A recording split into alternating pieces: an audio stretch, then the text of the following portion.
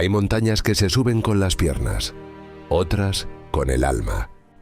En el mundo del alpinismo hay nombres que despiertan respeto, otros plantean dudas, pero hay uno que provoca silencio.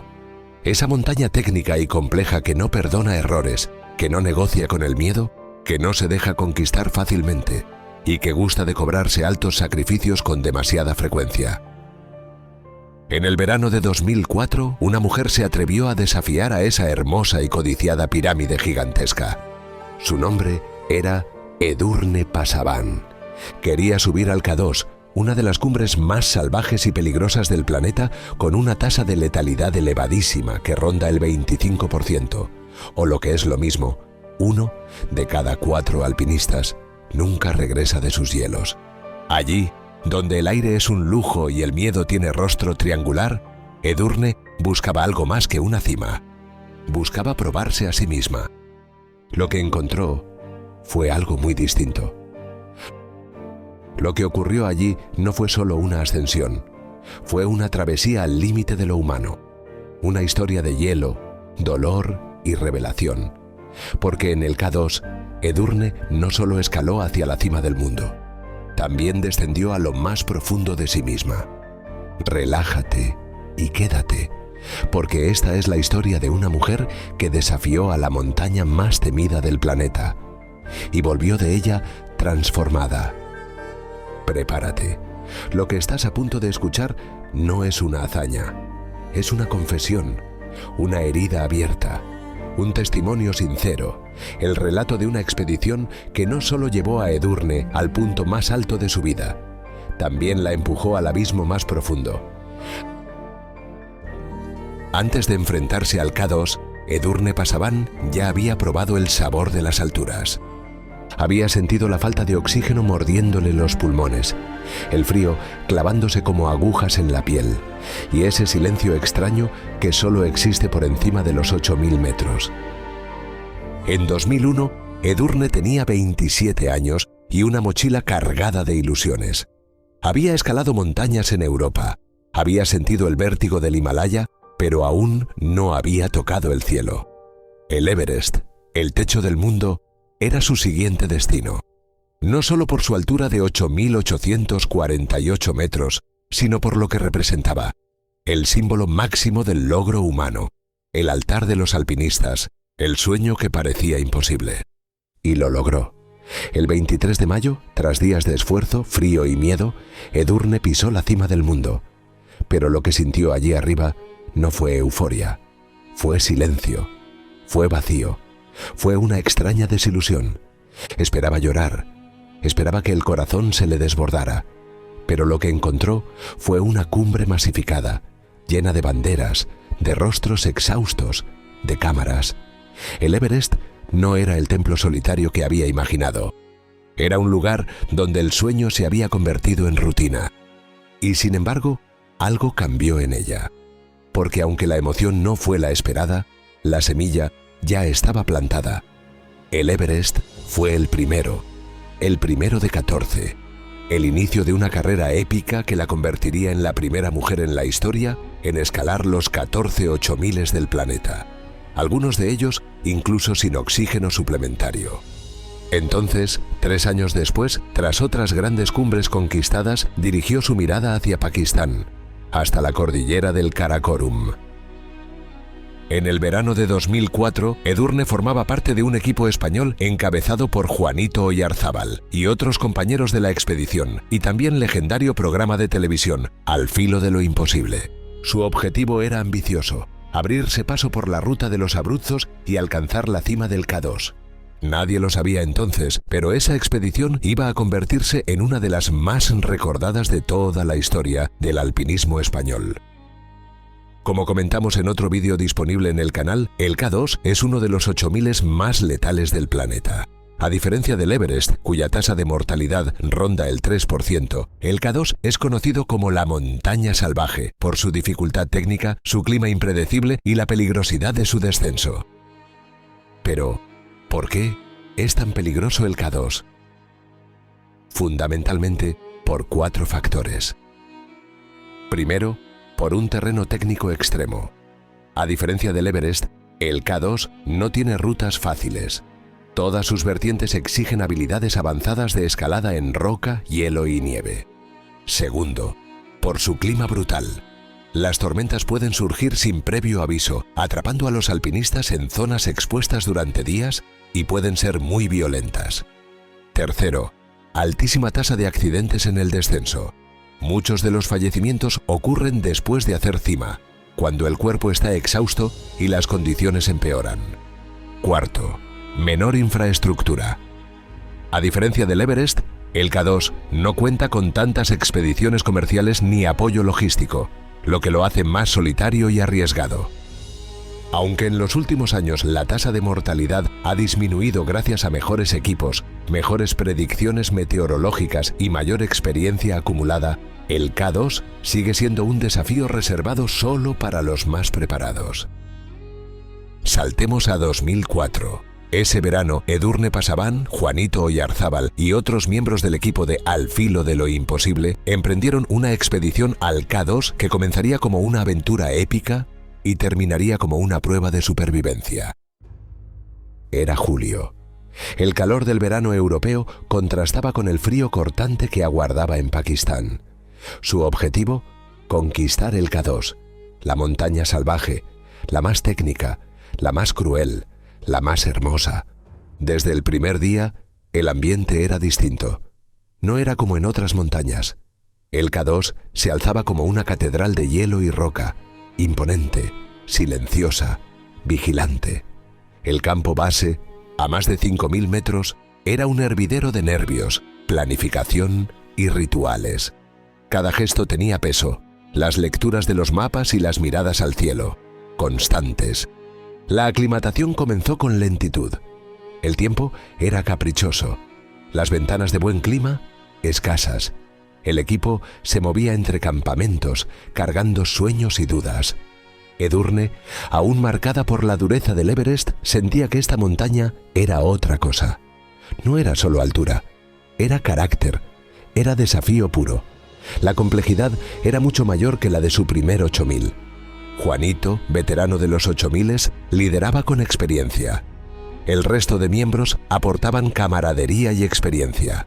Pero todos sabían que en el K2 no hay jerarquías. Solo decisiones, solo consecuencias. Las primeras semanas fueron de reconocimiento, de lucha contra el mal de altura, de noches sin dormir y días de hielo. El viento hablaba en lenguas antiguas. La montaña no respondía, les observaba. Y entonces llegó la ventana.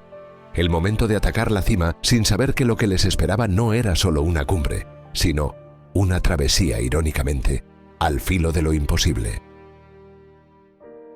La noche del 25 al 26 de julio de 2004, el silencio del campo 4 fue roto por el crujido de las botas sobre el hielo. Edurne Pasaban, Juanito Oyarzábal, Juan Vallejo y Mikel Zabalza iniciaron el ataque final a la cima del K2. El cielo estaba despejado, pero el aire era tan fino que cada respiración dolía. La ruta elegida fue la arista de los Abruzos, la más clásica, pero no por ello menos letal.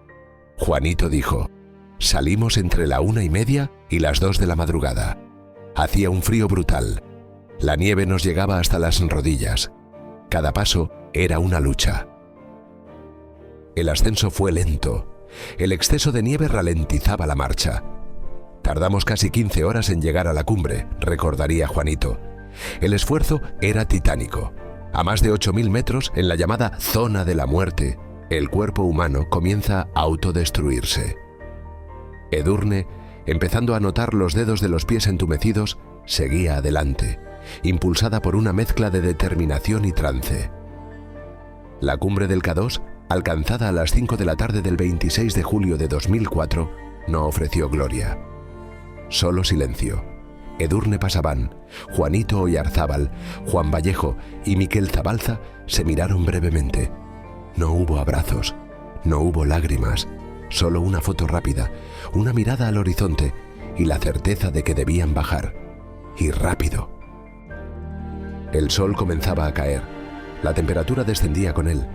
A más de 8.600 metros, el cuerpo humano se descompone lentamente. El oxígeno escasea. El juicio se nubla. Las extremidades se entumecen y el K2, la montaña salvaje, no perdona fácilmente la osadía de pisar su cumbre. Comenzaron el descenso con pasos torpes, hundiéndose en la nieve profunda. El viento se levantó repentinamente. La visibilidad se redujo.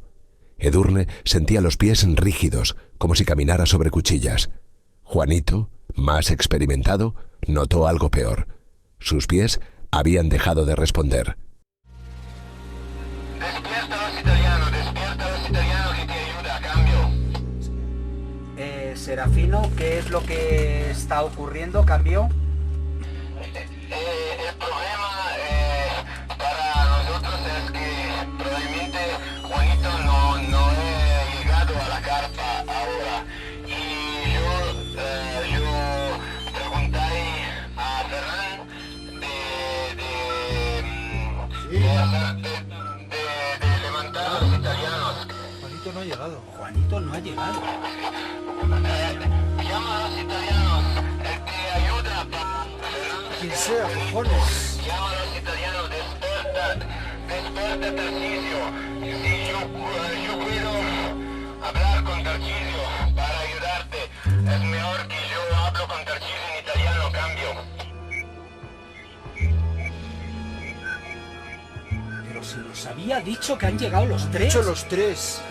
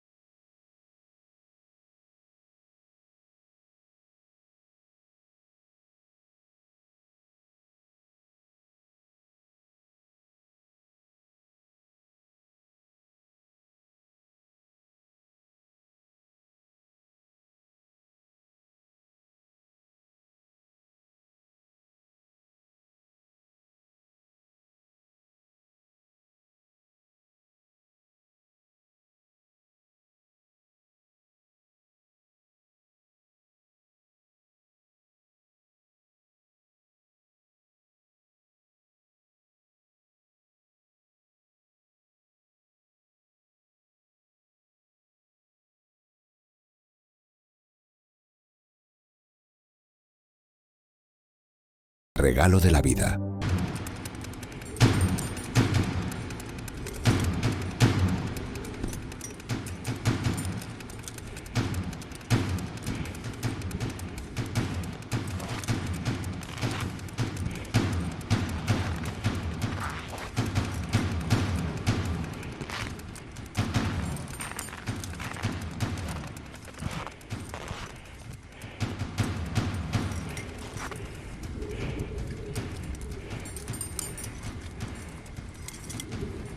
Vamos a ver, Juanito, ¿me recibes? ¿Cambio? Dime, Sebastián. Oye, colega, no me jodas, ponte la botella de oxígeno como te dicen. Tío, que nos estamos jugando el volver a casa todos. Cambio. Vale, me la pongo en el 3. Ya te voy a enseñar mis congelaciones, Vamos a ver, Juanito, tus congelaciones ahora me importan 3 cojones. Me importas tú. Y lo mismo estás con un edema cerebral, tío. Ponte la botella de oxígeno que todo va a mejorar. Y del resto me encargo yo. Yo me encargo de sacarte de a ti. Pero tú te encargas de bajar al campo base.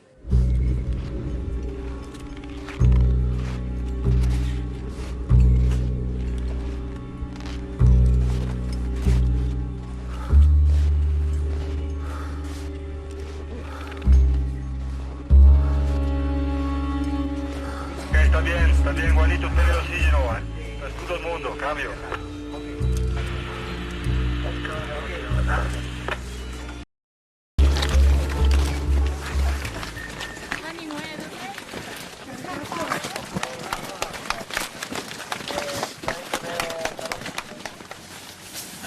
Gracias. Ay. ¿Lo sabes? Sí. Que te va a doler al calentarlo. Muy bien. Te va a doler bastante.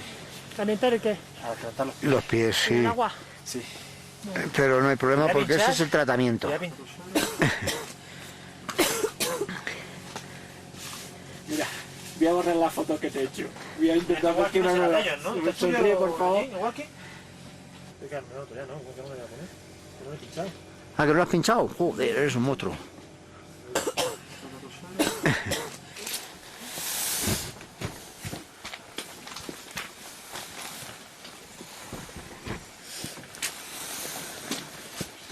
Pero tengo el servicio de habitaciones. Al hospital vienes. Un servicio de habitaciones muy bueno, Juanito. Enhorabuena. Muy bueno. ¿Eh? Vamos. Pensé que no llegaría.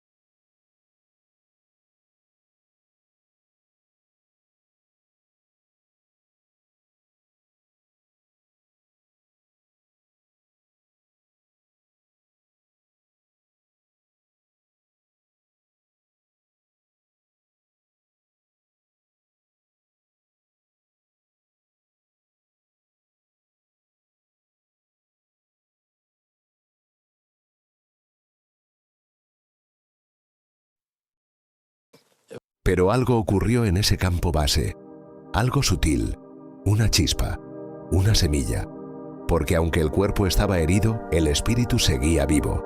Y en ese silencio, en ese dolor compartido, Edurne comprendió que la montaña no era solo un lugar, era una maestra, una reveladora, una forjadora de carácter. Dijo: el K2 me rompió, pero también me reconstruyó. Me enseñó que la cima no es el final. Volvimos, sí, pero no éramos los mismos. Algo del K2 se quedó en nosotros, y algo de nosotros se quedó allí. La llegada al campo base no fue el cierre de una expedición, fue el nacimiento de una nueva etapa. La etapa en la que Edurne, con cicatrices en los pies y fuego en el alma, aún no lo sabía, pero sería la base sobre la que decidiría seguir adelante y convertirse, años después, en la primera mujer en coronar los 14 8000 del planeta, en una rivalidad contra una alpinista surcoreana de la que hablaremos pronto en el canal. Edurne fue evacuada en helicóptero junto a Juanito Oyarzábal. El vuelo sobre el Karakorum fue silencioso. Nadie hablaba, nadie podía. El dolor físico era constante, pero el emocional era más difícil de nombrar. Era una mezcla de alivio, culpa, tristeza y una pregunta que martilleaba sin cesar. ¿Para qué? En el hospital, los médicos confirmaron lo que ya temían. Edurne, aunque con congelaciones graves, podría salvar en buena medida sus dedos. Pero el daño no era solo físico, era más profundo, invisible, persistente.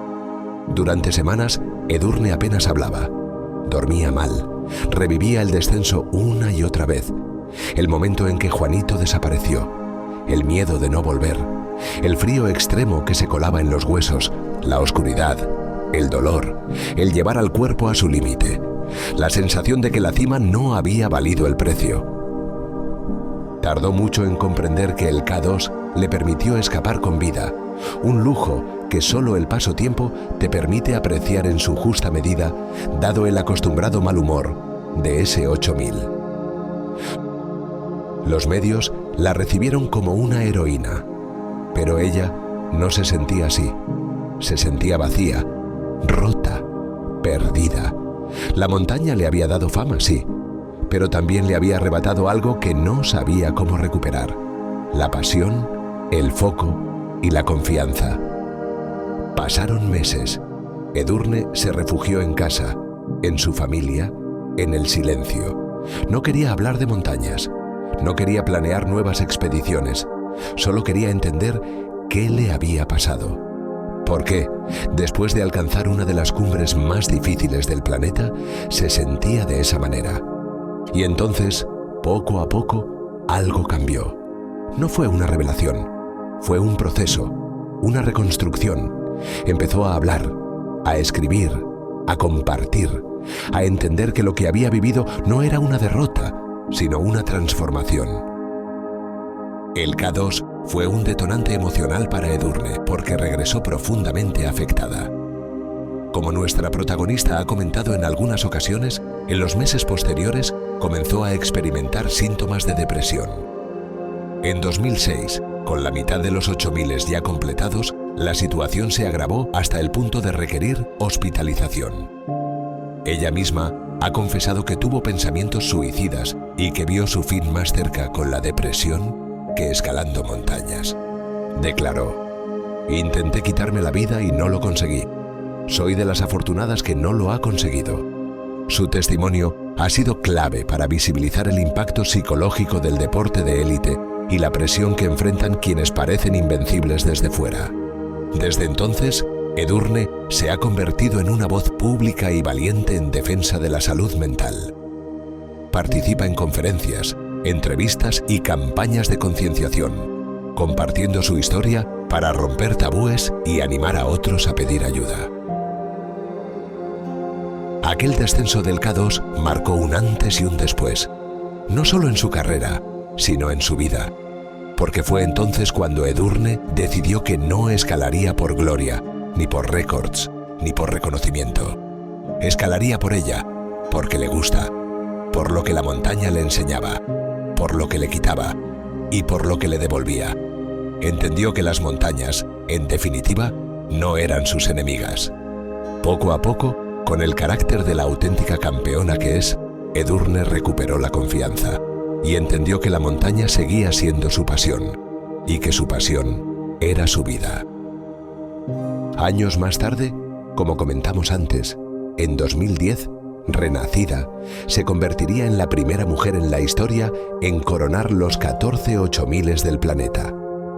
Pero esa historia, su historia, no empezó en la cima del Shishapangma, ni siquiera en el Everest. Empezó aquí, en el K2, en el descenso, en el dolor, en la duda, en el miedo. Porque a veces, para encontrar el camino, hay que perderse primero.